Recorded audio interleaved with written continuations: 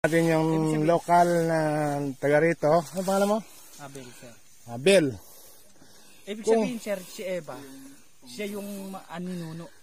Siya yung aming ninuno. Hindi naman siya, sir, pure na katutubo. Ninuno siya, ibig sabihin tao siya. Oo, sir. Hindi siya engkanto, hindi siya diwata. Hindi, sir. Sa ngayon, sir, siguro baka siya engkanto na kasi siya yung ibig sabihin doon siya nakatira. Siya nagbabantay.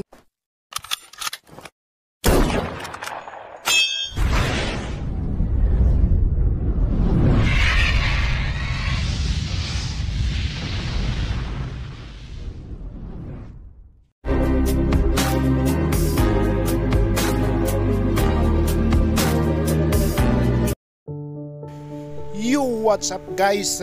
Good evening ka-climbers. For today's video ay pupunta tayo doon sa bandang DRT Bulacan at papasyalan natin ang falls ng Talon ni Eva. Kasama ko si Joe Mortel yan sa likod ko at yung tropa ng Happy Climbers na isang van. Bali po 13, 14 kami, pero siguro baka 12 lang ang darating. So ngayong gabi guys ay sasakay kami dito sa service naming van at pupunta kami ng Bulacan at sundan nyo kami. Kasama ko ang aking tandem na si Joe Mortil sa likod ko at gagalain natin yung naturang falls ni Eva, yung nakatagong hidden falls doon sa DRT Bulacan. So ngayon naglalakbay na kami papuntang south dito sa Commonwealth at maya lang ay darating kami doon sa naturang spot sa DRT Bulacan. Hindi lang namin alam kung gaano kalayo ang distance from Sintres to DRT Barangay Kalawakan. Malapit na sa boundary ng Nueva Ecija yung naturang lugar na yon. So ita-travel namin guys ng estimate travel ay 2 to 3 hours. Yun, inabot na kami ng sikat ng araw at dumating na kami dito sa liblib na lugar. Nako, napakalayo mo pala Eva Falls. Nasa liblib na lugar ka at ginagawa pa lang ang kalsada dito. Kaya konting ingat, iba yung ingat sa aming paglalakbay at shout out sa akin. Shout out nga pala sa aking piloto na si Sir Mark. Matindi mag-maneuver sa mga kurbada dyan sa DRT. Alam mo naman yung daanan dyan ay parang bagyo na rin. So ito, pababa na kami dito at papunta na kami sa jump off ng naturang lugar kung saan ay mga katutubong dumagat ang namamahala dito guys. At ito ay isang private hindi ko lang alam kung anong spot to. Ang namamahala dito ay private din, siguro coordinated to sa local ng DRT Bulacan or DNR ng national diyan sa barangay dito sa may Quezon City, yung Central, DNR Central. So ito, nakita nyo guys, rough road. Hindi naman siya rough road, madulas lang ang kalsada, so ingat lang. Iba yung pag-iingat pag ganito na may mga putik, buhangin, talagang kailangan mong i-control yung manubila at mag-apply ka ng kapirasong brake. Ayan guys, may konting briefing kami dito. Yung pong rough road na dadaan natin, merong mga tagilid, merong mga bato-bato, tapos pakyat. Bawal po tayong kumitil ng kahit anong dahon. Kumitil, bawal po tayong pumunot ng kahit anong bato na pwede natin dalhin kung saan tayo pupunta. Ang lagi-lagi po natin ang lagi po natin tatandaan yung sasabihin ko sa mga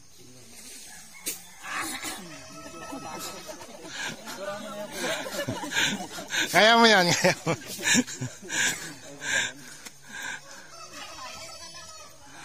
Lagi po ako magsasalita, pero bakit ako kabado pagdating sa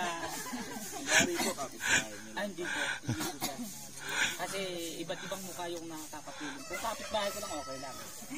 Iba't ibang mukha yung aking nakikita, iba't ibang tao. Pagdating po natin sa falls, wala po tayong nauupan o basta po siya bato-bato lang. natagpuan po sa pool, hindi po tayo pwedeng magbangoy kung hindi tayo marunong. Kung ano po yung doon po sa kilid, pwede naman po tayo upo. Pero po yung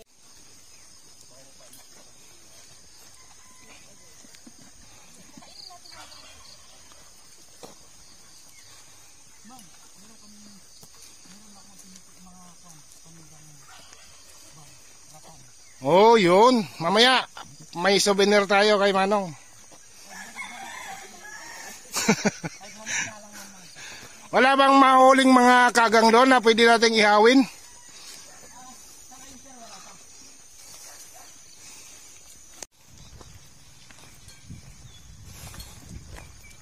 Ayan guys, first river crossing na dadaanan namin dito papuntang Talon ni Iba.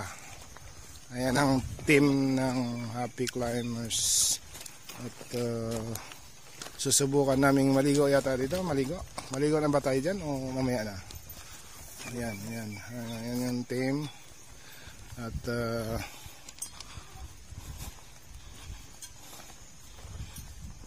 ilan kami? 12 plus dalawang tour guide. 14 kami guys, 14. So 14 kami, kaya ngayon namamasyal dito sa Talon ni Iba Falls. At kami ay maglalamerda muna.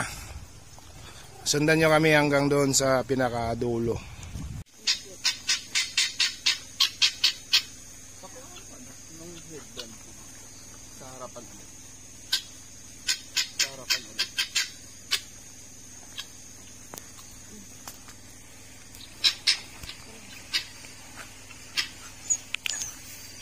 lalak mo.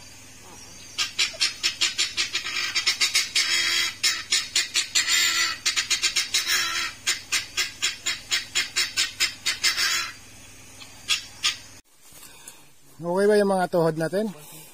Okay ba tuhod mo? Ha? Okay ba yung mga tuhod natin? Di ba nabigla? Okay lang, okay lang. Manipis pa. Pahinga muna. Take 5 muna, take 5. Dito muna kay Manong. Now, bakit tinawag na Iba? Sambalis. Talon ni Iba yon. May tumatalon ba doon? Ha? Ito guys, kasapin natin yung lokal na taga rito. Ano pangalan mo? Abel, sir. Abel. Ibig sabihin, sir, si Eva, siya yung ninuno. Siya yung aming ninuno. Hindi naman siya, sir, pure na katutubo. Ninuno siya, ibig sabihin tao siya. Oo, sir. Hindi siya engkanto, hindi siya diwata. Hindi, sir. Sa ngayon, sir, siguro baka siya engkanto na kasi siya yung mga una. Ibig sabihin doon siya nakatira. Siya nagbabantay. Siya, sir, yung ibig sabihin, yung Eva sa baba, tiga baba siya. Taga baba, makit sa taas. Nakakita, sir, siya ng isang katutubong dalaga. Dun sa taas. Ibig sabihin niya, siya nakagusto roon sa katutubo na Lalaki ba si Iba? lalaki, sir. Ibang klase yun ha, Iba lalaki. Nakakita siya ng babae doon sa falls. Sa ibabaw, sir. Sa ibabaw. Yung, sir, yung ibabaw ng falls, yun ang baryo nung araw ng mga katutubo. So nakapag-asawa siya ng diwata? Hindi, sir, siya nakapag-asawa. Na-aksidente na siya roon. Nalaglag si sa Eva, si Iba. Sa talo ni Eva. Okay. Kaya tinawag na Talo ni Eva. tumalon siya. Hindi, sir, aksidente. Aksidente siya. Ibig sabihin na aksidente siya. Napol siya, napol. Tubig, sir, yung tumangay sa kanya sa falls. Okay. So guys, may idea na kayo kung bakit siya tinawag na talon ni Iba, kasi si Iba napol. Walang sumalo. Walang sumalo kay Iba. Lang sa talon ni Eva. Kaya naging talon ni Iba yung falls.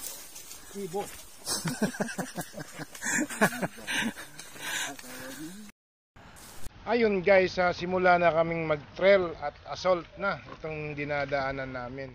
So magandang panahon maganda ang daan, hindi siya madulas. So daan-daan lang ang fishing namin. Siguro wala pa kami sa 1/4 na nilakad dahil ayon kay Manong ay mga 6 kilometers ang distance nito from jump off papuntang Talon ni Iba.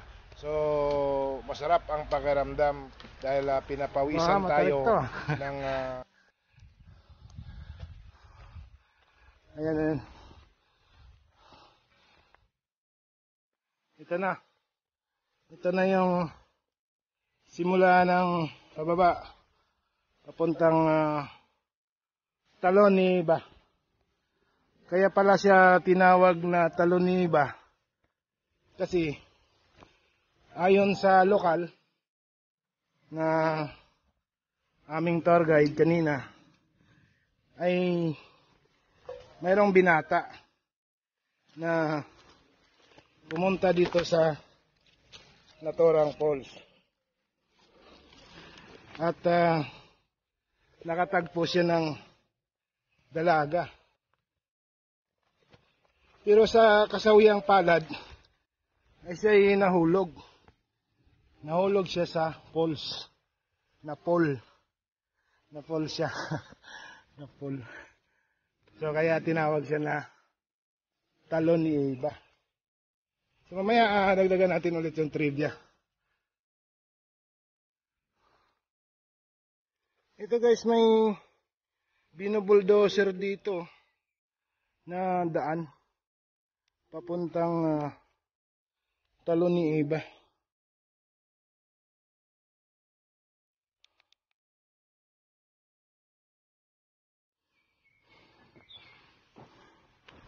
O yan o, kita nyo, daan ng grader to, bulldozer. Ayun. Siguro darating ang araw na magkakaroon to ng kalsada dito papuntang spot sa falls. Kasi kung mapapansin nyo, kaya namang dumaan ng isang sasakyan eh. Lalo yung mga 4x4 na sanay umahon sa mga ganitong trail. So sa ngayon, hindi natin alam kung anong plano ng local government ng Bulacan o ang nakakasakop nito na DRT ay lalagyan siguro ito ng kalsada dito para sa mabilis na transportation ng mga turista papunta dito sa Talon ni Iba Falls.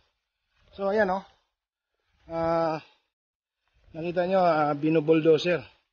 Ibig sabihin may mga plano ang naturang organisasyon o anumang nakasakop nitong spot dito sa DRT. So mamaya tanungin natin si Manong, yung tour guide natin, kung bakit binubuldozer tong area na to at ano ang purpose na magkakaroon ba rito ng kalsada o gagawin lang na daan ng mga tao para malawak. So ayan yung mga tropa, yung mga nahuhuli yung iba, pero kahit pa paano ay parating na sila. Ayan guys, malapit na kami dito sa campsite ng Talon ni Iba. Dito sa 360 overlooking. Maganda yung ano dito, maganda yung spot. Oh, napakaganda oh. Pwede ka mag-campsite. May malawak siya na parang steady ko May malawak siyang parang hilipad. Tapos naka 360 view yung naturang location. So pagbaba namin diyan guys sa baba ay magkakaroon na makikita nyo na yung Talon ni Iba Falls kung saan ito yung pupuntahan namin at maliligo kami hanggang gusto mo. Ha? Maliligo kami hanggang gusto mo. Saan mo gusto mo magpa-picture, Jomortel? Doon sa may punso. Kailang maulan pa eh. Ha? Papapicture ka ba dyan sa may punso? Ayan guys. Ha? Gusto mo talaga ikaw lang lagi mag-isa magpa-picture. Ayan guys, picturean natin si Jomortel. Ayan, anong masasabi mo sa araw na to na nabudol ka na naman ng grupo ng Happy Climbers? Happy lang, ha? happy lang. Enjoy lang daw siya. Enjoy ka lang. Ha? Ganyan lang ang buhay, di ba? Okay, picture na kita.